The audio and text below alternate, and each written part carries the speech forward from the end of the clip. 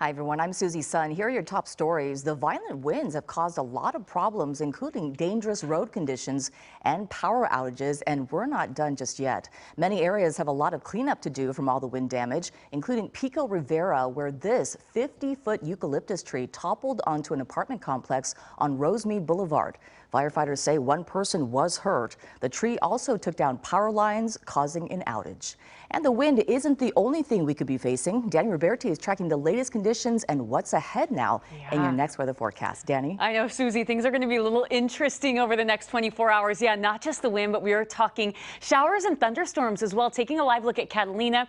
Looks pretty out there. It was breezy just about an hour ago, but it looks like those winds are dying down in this area. Let's talk about what's next. We are not out of the woods quite yet. Strongest winds, they were this morning, but it will still be breezy tonight, even windy in some areas. We'll talk about the timing of those.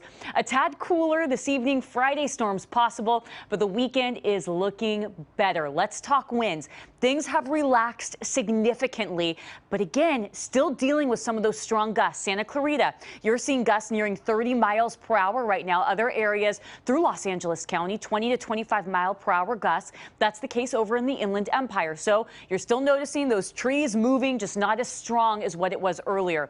High wind warnings have expired, but we are talking wind advisories through LA County. You've got that through the Santa Clarita Valley into Ventura County, Malibu Hills, where we're still seeing gusts up to 45 miles per hour. San Gabriel Mountains into the foothills. We could see gusts up to 55 miles per hour going into tonight. So let's time all this out for you hour by hour. This is a look at 8 o'clock this evening. Strong winds up in the mountains, and you're still seeing that through parts of LA County into Ventura County. Orange County looking better, still gusty through the Inland Empire.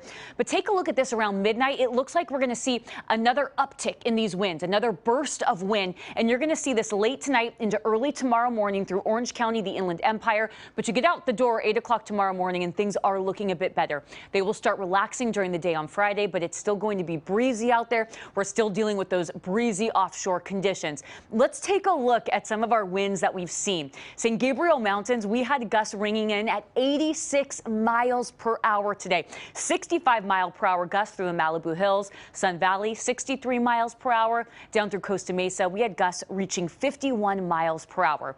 Okay, let's talk about the next hiccup going into tomorrow. So here's the thing. This storm right here, this cutoff low, it is supposed to make its way east, but instead it has a mind of its own and it kind of shimmies on back towards us going into our Friday. And so we are literally pulling in moisture from the Gulf of Mexico. And so we have the moisture in place tomorrow for some scattered showers and thunderstorms. Most of this is going to be up in the mountains, but Friday afternoon, very possible and likely that these start spilling down into the valleys, even reaching the coast. So let's take a look at the timing. Tonight, we're going to start to see snow showers popping up through our mountains, through the Inland Empire. Late tonight, early tomorrow morning, we could get some showers through Orange County into the Inland Empire. So you might wake up to wet roads tomorrow morning, but take a look at what happens as we get to Friday afternoon. We're going to start to see these little cells popping up. This is a look at 3:45, 4 o'clock in the afternoon, making its way into the Inland Empire. So LA County into the IE over towards Orange County. This is going to be our best chance Friday afternoon into Friday night for some of those pop-up storms that bring the gusty winds, the potential for hail, and even some lightning. Once we get into Saturday, most of that is going to be confined to the mountains, and so it does look like things are going to look a lot better going into our weekend. Coming up on KCAL News at 8, we are going to break down for you what your weekend looks like, and we're continuing to monitor these strong gusty winds. It's coming up in a bit. Susie? All right, sounds good. Dani, thank you so much. A guilty verdict tonight for the father of a teen behind a mass shooting in Michigan. James Crumbley was found guilty on 4 counts of involuntary manslaughter. Prosecutors say Crumbley failed to lock the gun his son Ethan used and ignored the teen's mental health problems.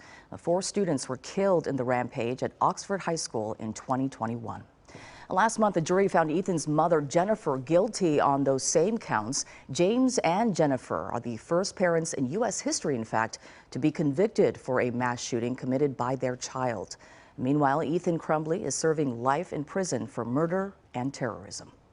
Some state lawmakers are reconsidering how active shooter drills at schools should be conducted.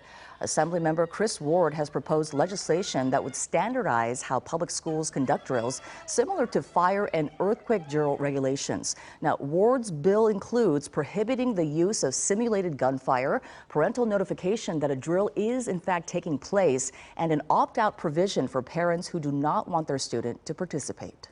You would see these really wild stories about a principal who decided that it'd be a good idea to have, fake gunmen come onto campus, or asking students to portray victims lying in blood. We're seeing some of the data come in from national studies that these activities are causing more trauma, more harm than good. Ward says the bill is the first of its kind in any state.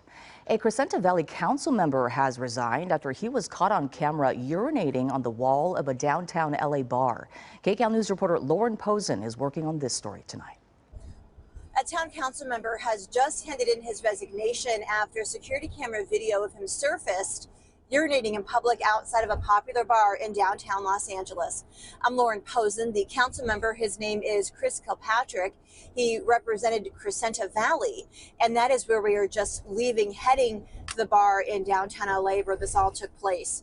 Tonight on KCAL News, you're going to hear from the community what they have to say about his resignation, and the bar owner where all this took place. Tonight on KCAL News. This has been CBS News Los Angeles, The Rundown. Thanks for joining us. We'll be back live at 8 here on CBS News Los Angeles.